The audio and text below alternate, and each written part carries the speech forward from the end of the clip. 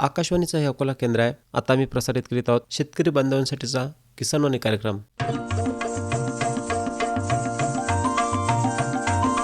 किसानवाणी किसानवाणी किसानवाणी किसानवाणी हिरव्या स्वप्नांची साध्यवाणी प्रगत योगाची वेधवाणी कृषी तंत्राची ही मंत्रवाणी किसानवाणी किसानवाणी किसानवाणी किसानवाणी सफल शेतीची भाष्यवाणी पेरन काढन सांगे वाणी शेती सुखाची आधारवाणी किसानवाणी किसानवाणी किसानवाणी किसानवाणी किसानवाणी किसानवाणी किसानवाणी किसानवाणी किसानवाणी किसानवाणी किसानवाणी किसानवाणी किसानवाणी किसानवाणी किसानवाणी किसानवाणी किसानवाणी किसानवाणी. भारत सरकारच्या कृषी आणि शेतकरी कल्याण मंत्रालयाच्या वतीनं प्रायोजित किसानवाणी कार्यक्रमात सादर करते सुरेश गोळे यांच्यासह मी प्रकाश नावकर आपलं मनपूर्वक स्वागत करतो. बंधूंनो, करायचे आपला कार्यक्रम सर नक्कीच करूया.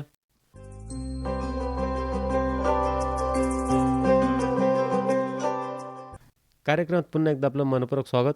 कार्यक्रमाच्या सुरुवातीला ऐकूया दैनंदिन कृषीवाणी. वाचक स्वर आहे सचिन मैसने यांचा. कृषीवाणीमध्ये 5% निंबोळी अर्क तयार करण्याची पद्धत याविषयीची ही माहिती आणि ही प्राप्त झाली आहे डॉक्टर पंजाबराव देशमुख कृषी विद्यापीठ अकोला यांच्याकडून. शेतकरी बंधूंनो, पिकांवर किडींच्या नियंत्रणासाठी रासायनिक कीटकनाशकांच्या अवास्तव आणि अविवेकी वापरामुळे किडींमध्ये कीटकनाशकांप्रती निर्माण होत असलेली प्रतिकार क्षमता आणि हानिकारक परंतु पूर्वी शिल्लक असलेल्या किडींचा उद्रेक, परोपजीवी आणि परभक्षक कीटकांचा विनाश आणि वातावरण प्रदूषण यासारखे प्रश्न संपूर्ण जगाला भेडसावीत आहेत. म्हणून रासायनिक कीटकनाशकांशिवाय इतर कीड व्यवस्थापनाच्या पद्धतीचा अशा रीतीने एकत्रित वापर करावयाचा असतो की जेणेकरून त्या परस्पर पूरक राहून परिणामकारक ठरू शकतात. तसेच याद्वारे रासायनिक कीटकनाशकांचा वापर कमीत कमी करणे शक्य होऊ शकते. 5% निंबोळी अर्क तयार करण्याची पद्धत. यामध्ये शेतकरी बंधूंनो, उन्हाळ्यात किंवा पावसाळ्याच्या सुरुवातीस निंबोळ्या उपलब्ध असताना जमा कराव्यात. त्या चांगल्या वाळून साफ कराव्यात आणि साठवून ठेवाव्यात. फवारणीच्या आदल्या दिवशी आवश्यक तितक्या निंबोळ्या कुटून बारीक कराव्यात. 5 किलो निंबोळी चुरा 9 लिटर पाण्यात भिजत टाकावा. तसेच 1 लिटर पाण्यात 200 ग्रॅम साबणाचा चुरा वेगळा भिजत टाकावा. दुसऱ्या दिवशी सकाळी निंबोळीचा अर्क फडक्यातून चांगला गाळून घ्यावा. या अर्कात 1 लिटर पाण्यात तयार केलेले साबणाचे द्रावण मिसळावे. हा सर्व अर्क एकूण 10 लिटर होईल एवढे पाणी टाकावे. तयार केलेला 1 लिटर अर्क 9 लिटर पाण्यात मिसळून ढवळावा आणि फवारणीसाठी वापरावा. अशा प्रकारे निंबोळी अर्क फवारणीच्या दिवशीच तयार आपल्याला करता येतो. आताच आपण कृषीवाणीमध्ये 5% निंबोळी अर्क तयार करण्याची पद्धत याविषयीची ही माहिती जाणून घेतली. वाचक स्वर सचिन म्हैसने यांचा, सादर करते सूरज गोळे.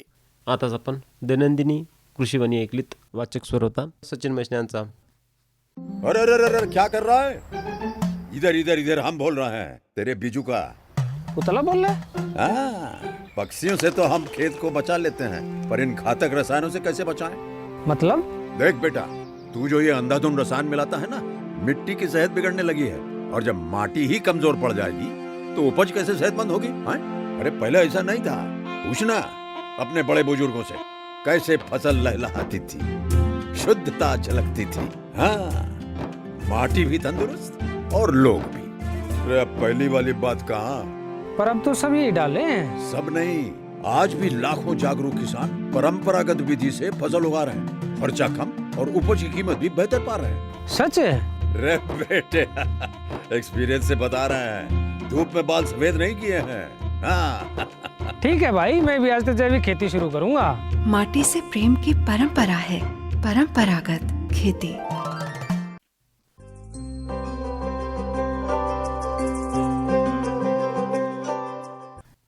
शेतकरी बंधूंनो, आज आहे मंगळवार आणि आपण वाट पाहता आपल्या आवडीच्या कार्यक्रमाचे. अर्थातच प्रश्न तुमचे उत्तर आमचे या फोन इन कार्यक्रमाची. आणि आपल्या आजच्या फोन इन कार्यक्रमाचा विषय आहे उन्हाळी भाजीपाला लागवड तंत्रज्ञान. उन्हाळी भाजीपाला लागवड तंत्रज्ञानाची माहिती सांगण्याकरता आपल्या स्टुडिओमध्ये आपण आमंत्रित केलं आहे डॉक्टर दिनेश फड, सहाय्यक भाजीपाला पैदासकार, डॉक्टर पंजाबराव देशमुख कृषी विद्यापीठ अकोला. बंधूंनो, आपल्याला माहितीच आहे आता उन्हाळ्याची चाहूल लागलेली आहे, तीळ संक्रांत झालेली आहे आणि सूर्यसुद्धा हा उत्तरायणात प्रवेश केलेला आहे.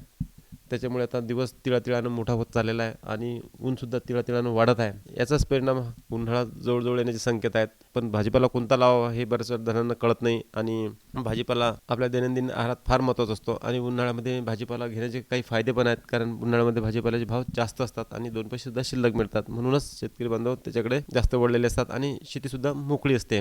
तर आज आपण त्याच विषयावर बोलूया. तर नमस्कार सर. नमस्कार. आधीच चर्चा केली की उन्हाळ्यामध्ये शेतकऱ्यांना 2 पैसे जास्तीचे मिळतात म्हणून शेतकरी भाजीपाला लावतात. तर सर, उन्हाळ्यात भाजीपाला लावणं फायदेशीर आहे का? नक्कीच. जसं तुम्ही आपण म्हटले की उन्हाळ्यात भाजीपाला हा थोडासा महाग असतोच, कारण की त्याचं कारण असते की जेवढा भाजीपाला हा हिवाळ्यात येतो तेवढा भाजीपाला उन्हाळ्यात येऊ नाही शकत, कारण की पाण्याची कमतरता असते, ऋतुमान असतं, या सगळ्या गोष्टीचं एक त्याच्यामुळं उन्हाळ्यात थोडा भाजीपाला कमी असतो. आणि ज्या शेतकऱ्यांकडं मग पाण्याची व्यवस्था असते, मेहनत करायची तयारी असते, ते उन्हाळी भाजीपाला घेतात. सर, आता एक आपल्याला फोन कॉल आलेला, तो आपण घेऊया.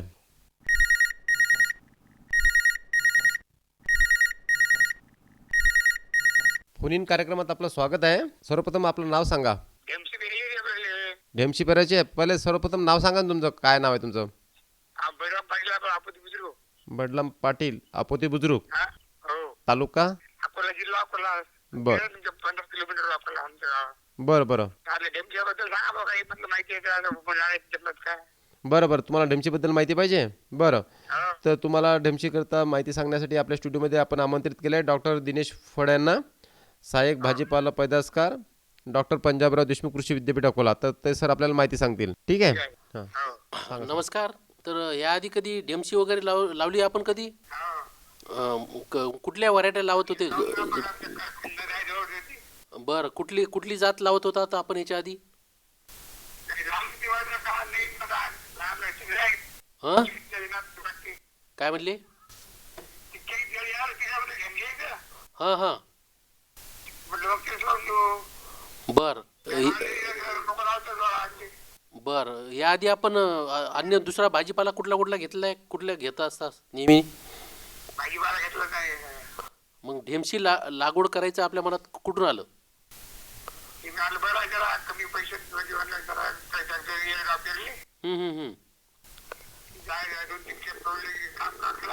बरं बरं. तर हे बघा, हे लक्षात घ्या, ढेमशी म्हणजे साधारणतः एक 3 ते 3.5 महिन्याचं पीक आहे. लक्षात आलं तुम्हाला? आणि त्याच्यात आता ज्या व्हरायटी आहेत ते अर्का टिंडा नावाची व्हरायटी, आणि काही लोकलही आपल्याला म्हणजे स्थानिक वाहनही तुम्हाला भेटू शकतात बाहेर कृषी सेवा केंद्रावर बियाणं. त्याच्यात कसं विद्यापीठाचं तर काही वाहन नाही आहे त्याच्यात, बरं का. आणि त्याचा जो पर हेक्टर आपण जे म्हणतो हेक्टरी, त्याचा बियाणाचा दर आहे तो 3 ते 4 किलो बियाणं लागतं त्याला, बरं का.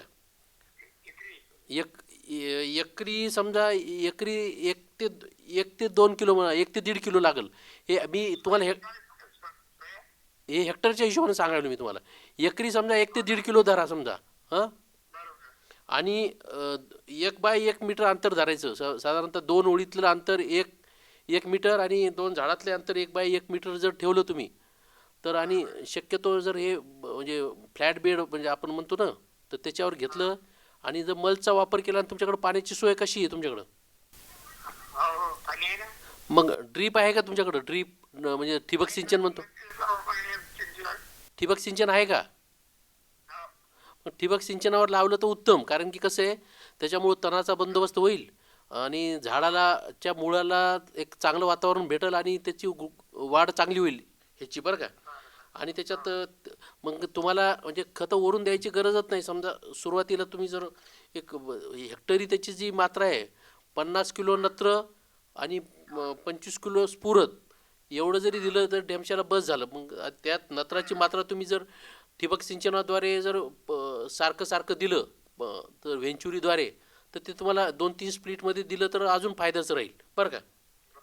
हां, आणि त्याचं साधारणतः उत्पन्न हेक्टरी जर आपण विचार केला ते 60 ते 80 क्विंटल प्रति हेक्टरपर्यंत जाते. म्हणजे जर तुम्हाला एकरचा जो अ? शेती बदल झालं भाजीपाला कुठे शेती बदल पेरला. हो हो ते तुमच्या हिशोबानं बघा ना आता. परंतु एक म्हणजे तुम्हाला एक ढेमशाबद्दल तुमची अजून दुसरं काही भाजीपाल्याबद्दल तुमची काही शंका कुशंका आहे का? नाही भाजीपाला इथे कर. बरं बरं ठीक आहे ठीक आहे ठीक आहे मग धन्यवाद चला.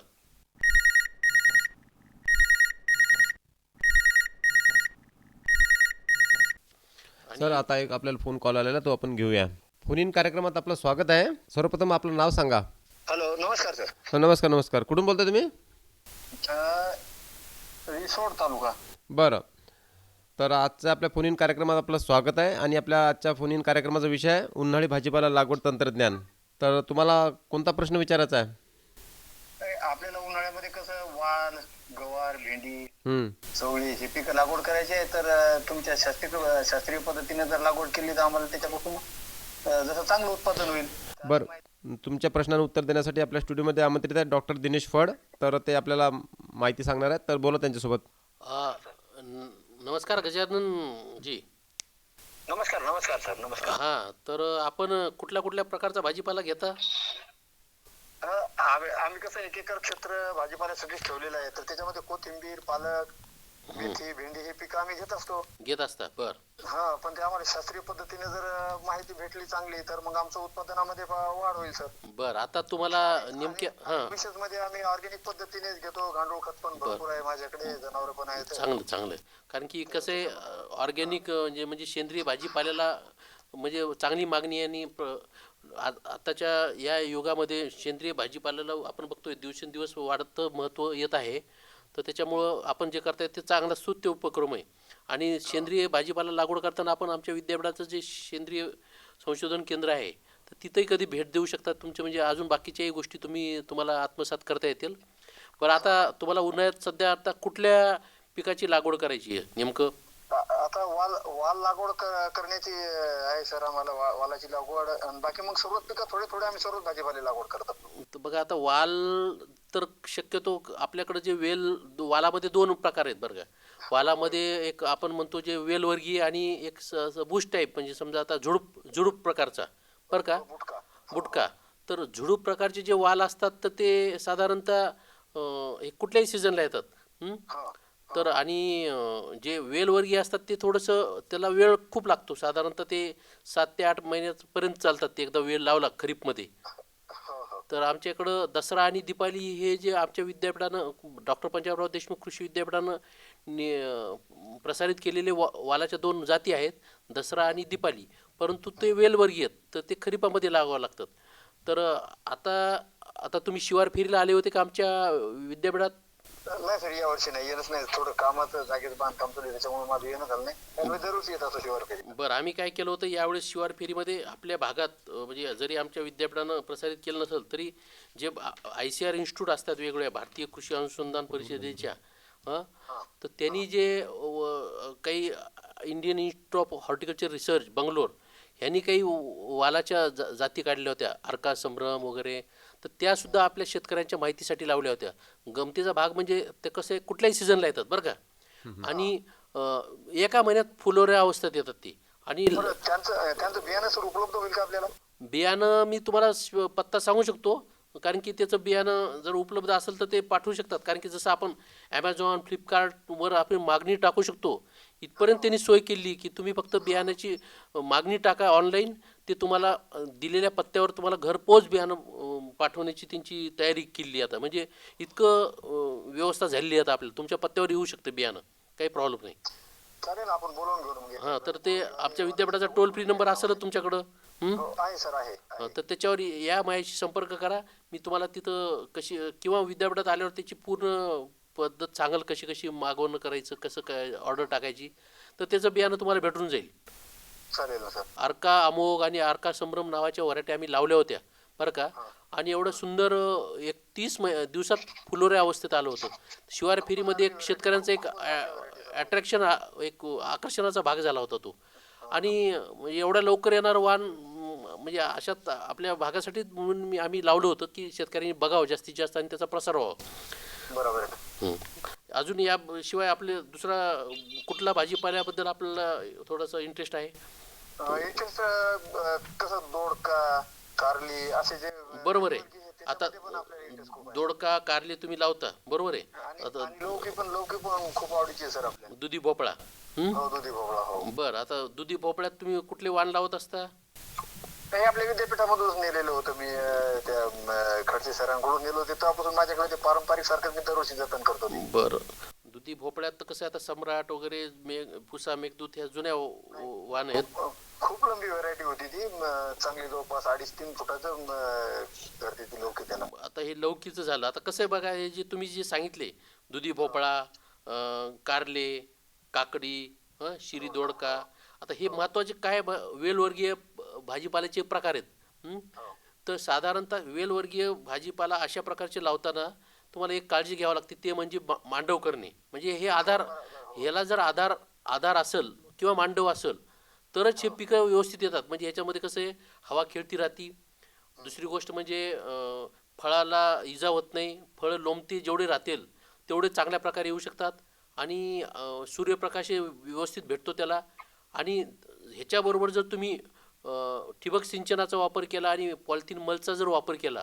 ठिबक आहे सर माझ्याकडे, पण अजून मल्चिंगचं नाही केलं, पण यावर्षी मल्चिंग वर करायचं म्हणजे खूप करून घ्या ना. हे बघा, आता ज्या अर्थी तुम्ही ठिबक सिंचन केलं त्या अर्थी मल्च करायला काही प्रॉब्लेम नाही. तुम्ही स्वस्त तणाचं नियंत्रण होतं. आणि मेन म्हणजे कसं, जो प्रत्येक पिकाचा जो म्हणजे काय म्हणतो आपण, मुळाच्या आजूबाजूला जो वातावरण लागतं ते हवा खेळती राहते. आणि त्याच्यामुळं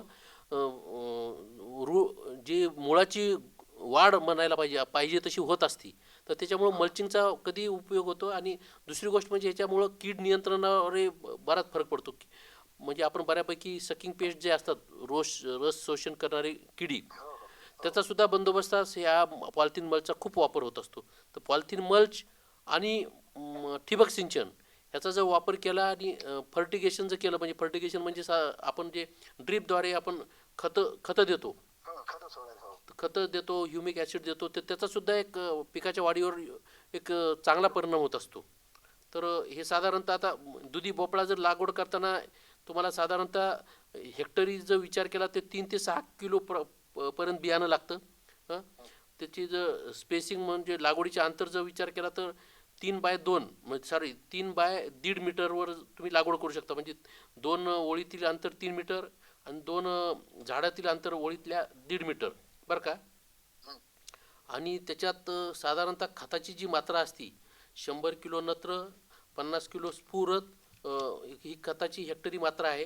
तर त्याच्यामध्ये तुम्ही खताची मात्रा सुरुवातीला पेरताना म्हणजे बियाण्याबरोबर देणे. रासायनिक खत आपण जवळपास 2000 पासून पूर्णतः जवळपास बंदच केलं. वा चांगली गोष्ट आहे. वापरत नाही आपण. आपल्याकडे गांडूळ खत जेवढं आहे जवळपास 2 टन 3 टन आपल्याकडे एक्स्ट्रा मध्ये कधी पण. वा चांगले. बरं, अजून तुम्ही गांडूळ खता व्यतिरिक्त दुसरा कशाचा ऑर्गॅनिक मध्ये काय म्हणजे सेंद्रिय मध्ये वापरतो ना आपण. आपल्याला महाराष्ट्र शासनाची जैविक फार्मर लॅब भेटलेली आहे. आपण त्या लॅबच्या एक किट आहे आमची, त्याच्यामध्ये 4 प्रकारचे औषध आहेत. निमकरण जाईल, सीवीड पावडर, सिलिकॉन पावडर आणि ट्रायकोडर्मा. बरोबर, आमची नेहमीसाठी बऱ्यापैकी तुम्ही म्हणजे चांगला आधुनिक तंत्राचा वापर करता.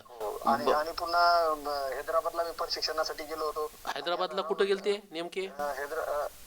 NIPHM मध्ये गेलो होतो सर. म्हणजे तिथं तुम्हाला कीड रोग संबंधानं थोडस माहिती चांगली प्लांट प्रोटेक्शनची भेटली असेल. हो, तिथं जवळपास म्हणजे व्हर्टिसिलियम, बिव्हेरिया, ट्रायकोडर्मा याचे आम्हाला सर्व म्हणजे तुम्ही योग्य प्रशिक्षण घेऊनच भाजीपाला लागवड करतात. तुमचं अभिनंदन त्याच्याबद्दल, बरं का. आणि घरी बनवायसाठी पण त्यांना आम्हाला टेक्निक दिलेलं आहे. आणि त्याच्यानंतर मी माझे 2 मुलं, एक मुलगा आणि मुलगी BSc ॲग्रीला आहे. मुलाला यावर्षी मी राहुरीला पाठवलं होतं. तिथं पण त्याच्याकडे जवळपास 20 प्रकारचे जीवाणू आहे, तर त्याचं पण प्रशिक्षण घेऊन तो तिथून आलेला आहे. चांगले. म्हणजे तुम्ही प्रयोगशील आणि प्रगतिशील शेतकरी दिसता. कधी आले तर आमच्या मिरची व भाजीपाला संशोधन केंद्रात भेट द्या. आमच्या इथे काही जे चालतंय ते तुम्हाला दाखवण्यात येईल. कधी योग आला तर आम्ही तुमच्या शेतावर येऊन तुमची म्हणजे पूर्ण आपले अकोल्याची टीमच आली होती. आपले सर पण आले होते, कुलगुरू सन्माननीय गडाख साहेब. आमचे माननीय डॉक्टर शरद गडाख सर.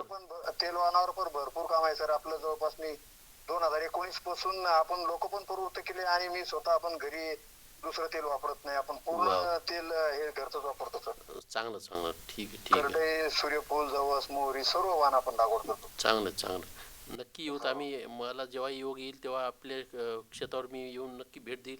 आपला उपक्रम डोळ्यानं बघायची माझी इच्छा आहे. ठीक आहे, काहीच अडचण नाही सर, या सर. चला ओके, ठीक आहे मग.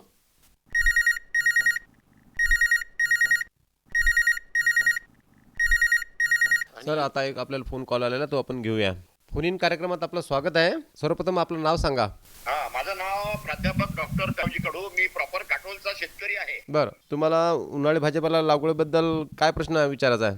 मला उन्हाळी भाजीपाला लागवड बद्दल, समजा टमाटर जर मला लावायचं असेल तर चांगलं रोप कोणचं आहे? म्हणजे आजकाल जे बडिंग होते ते वांग्याच्या स्टेम वरती बडिंग होते. बरं, तर हे कुठं अवेलेबल राहील अशा प्रकारचं? आणि हे संशोधित आहे का वाण? किती दिवसापासून अशा प्रकारचे रोपटे मिळायला सुरुवात झाली आहे? आणि याचे मला काही तुम्ही ऍड्रेसेस देऊ शकाल का, की ज्यांनी अशा प्रकारचे टमाटर आपल्या शेतात लावले आहे, ज्याचं खालचं झाड जे आहे, मूळ जे आहे, हे वांग्याचं आहे आणि त्याच्यावर ग्राफ्टिंग केलेलं आहे टमाटराचं. बरं बरं बरं, तर त्याच्याबद्दल मला माहिती पाहिजे. ठीक आहे ठीक आहे, चालेल चालेल. सर प्लीज आणि उत्तर द्या. हां, नमस्कार. नमस्कार सर. नमस्कार. तर आपला प्रश्न असा आहे की खाली वांग्याचं समजा मुळाची रचना पाहिजे आणि स्टेम वांग्याचं, स्टेम वांग्याचं आणि त्याच्यावरती टमाटराचं तुम्ही त्याच्यामध्ये ग्राफ्टिंग करा किंवा बडिंग करा. बरोबर आहे. आता हा म्हणजे हा बऱ्याच दिवसाचा प्रयोग आहे आणि याच्यापैकी मध्ये बऱ्यापैकी सक्सेस भेटलेला आहे बरं का. परंतु आता जसं त्याला ब्रिमॅटो वगैरे नावही देण्यात आलं. ब्रिमॅटो म्हणजे ब्रिंजॉलचा ब्री आणि टोमॅटोचा पुढचं मॅटो, लक्षात आलं. तर अशा प्रकारच्या व्हरायट्या IIVR Indian institute of vegetable research Varanasi ला आहेत. प्रयोग आहेत त्या, पण म्हणावं तशा त्या शेतकऱ्यांच्या शेतावर तेवढा प्रचलित नाही झालं. त्याचं कारण म्हणजे काय आहे की आपला टोमॅटो चलतो टेस्टवर, चवीवर, बरोबर आहे. तर आता ह्याच्यात काय होतं की त्याची टेस्ट लोकांना आवडलंच, हा विषय येतो. आणि आता ह्याच्यात कलम करण्यामागे उद्देश काय होता की जे रूट सॉईल बॉर्न निमॅटोड असतात, म्हणजे तर त्याचा प्रादुर्भाव कमी करण्यासाठी अशा प्रकारचे प्रयोग केले गेले होते आणि बऱ्यापैकी आहे. परंतु शेतकऱ्याच्या शेतावर तेवढ्या त्या गोष्टी अजून आलेल्या नाहीत बरं का. म्हणजे हा प्रयोग तसा पाहिजे तसा पूर्णत्वास नाही गेला. नाही, पण आता कसं वांग्यामध्ये फक्त काही त्यातल्या त्यात वांग्याच्या वेगवेगळ्या जे वेगवेगळ्या व्हरायट्या किंवा वेगवेगळ्या स्पेसीस म्हणतो आम्ही, तर ते वापरून एक VNR कंपनी आहे, काही प्रायव्हेट सीड कंपन्या आहेत बरं का. ते अशा प्रकारचे रोपं विकतात वांग्यामध्ये, आम्ही बघितलेले. परंतु टोमॅटोमध्ये तशा प्रकारचं अजून काही आता तर सध्या उपलब्ध नाही. म्हणजे शेतकऱ्यांच्या शेतावर जाण्यासारखं तर मटेरियल सध्या तर काही नाही. ते प्रयोगाधीनच आहे सध्या बरं का. वांग्यामध्ये थोड्या बहुत प्रमाणात त्याचं कमर्शियलायझेशन झालेलं आहे. प्रयोग सुरू आहे, याला थोडासा अवधी लागेल नाही का? अवधी लागल आणि वांग्यामध्ये बऱ्यापैकी ते कमर्शियलाइज झालं थोडक्यात. शेतकऱ्यांच्या शेतावर काही प्रायव्हेट सीड कंपन्यांनी त्याचं त्या प्रकारचे रोपं आणले बरं का, ग्राफ्टिंगचे.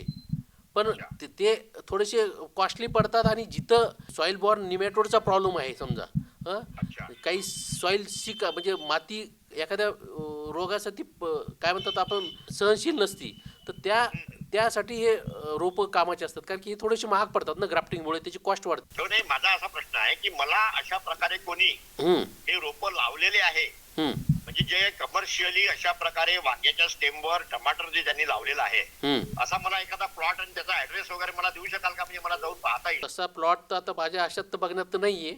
आणि कारण की हे प्रायव्हेट सीडचं काम आहे, तर अशा प्रकारे तुम्हाला एखाद्या प्रायव्हेट सीड कंपनी कडून ही माहिती भेटू शकेल उत्तम प्रकारे बरं का.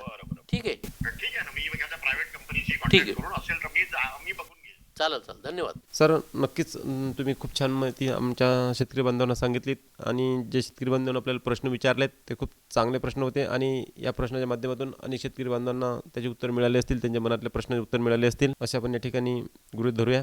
सर, आपण इथे वेळात वेळ काढून आला त्याबद्दल अकोला आकाशवाणीतर्फे आणि जे शेतकरी बांधव आपल्याला ऐकत आहेत त्यांच्यातर्फे मी आपला आभार मानतो. धन्यवाद. मला आपण इथं बोलून शेतकऱ्यांसाठी जे त्यांच्या मनातील शंका कुशंका दूर करण्याची संधी दिली त्याबद्दल मी अकोला आकाशवाणीचे आभार व्यक्त करतो. धन्यवाद सर. धन्यवाद.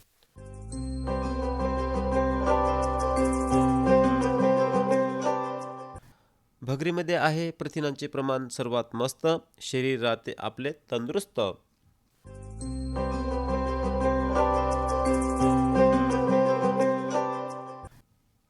नाचणीमध्ये आहे सर्वात जास्त कॅल्शियम, राहील हाडे मजबूत तर काय करेल यम.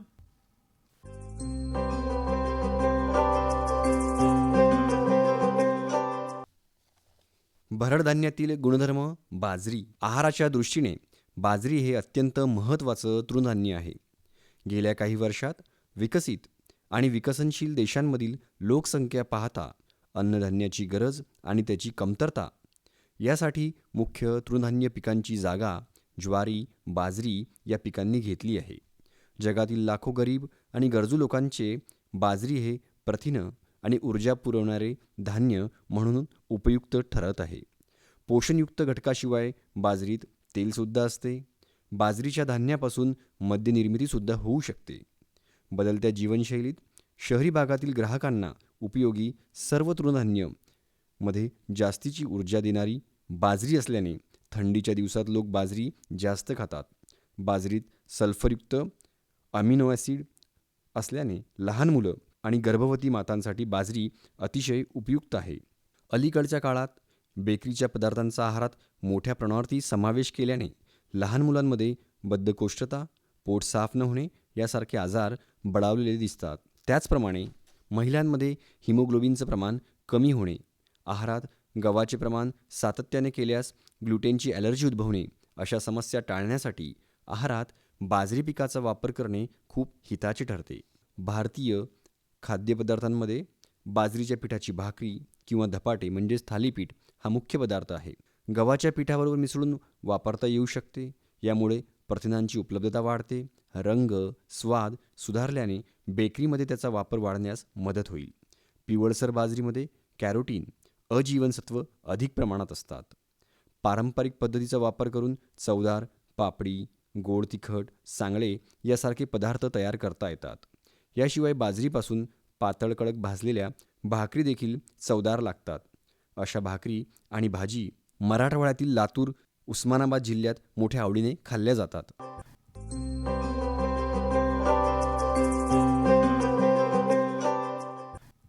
पौष्टिक तृणधान्य आहे पोषक घटकांची तिजोरी, शरीरात येणार नाही कोणत्या घटकाची कमजोरी.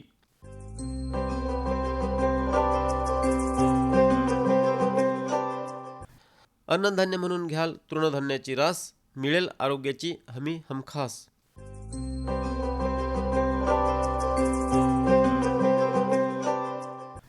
शेत तिथे पौष्टिक तृणधान्याची शेती, राही आरोग्याची चाबी हाती.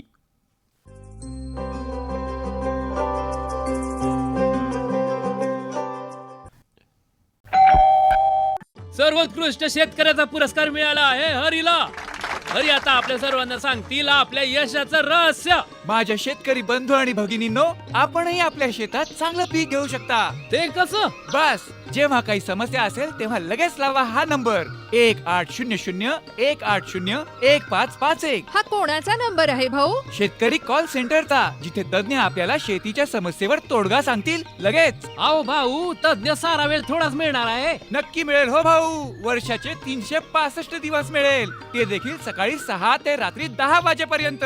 पण भाऊ, जास्त वेळ बोलू तर पैसे खूप लागतील. अजिबात पैसे नाहीत. मोबाईलनं किंवा दुसऱ्या फोननं शेतकरी कॉल सेंटरला मोफत कॉल करा. सल्ल्याचेही पैसे नाहीत.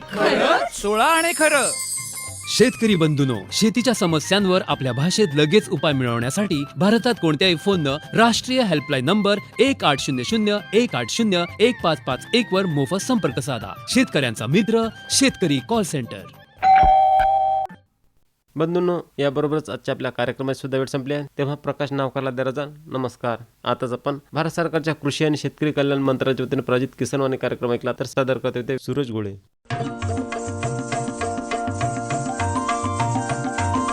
किसान वाणी, किसान वाणी, किसान वाणी, किसान वाणी.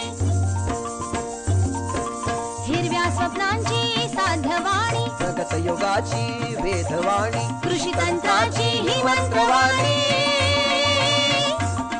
किसान वाणी, किसान वाणी, किसान वाणी, किसान वाणी. सफल शेतीची भाष्यवाणी, हे सांगे वाणी शेती सुखाची आधारवाणी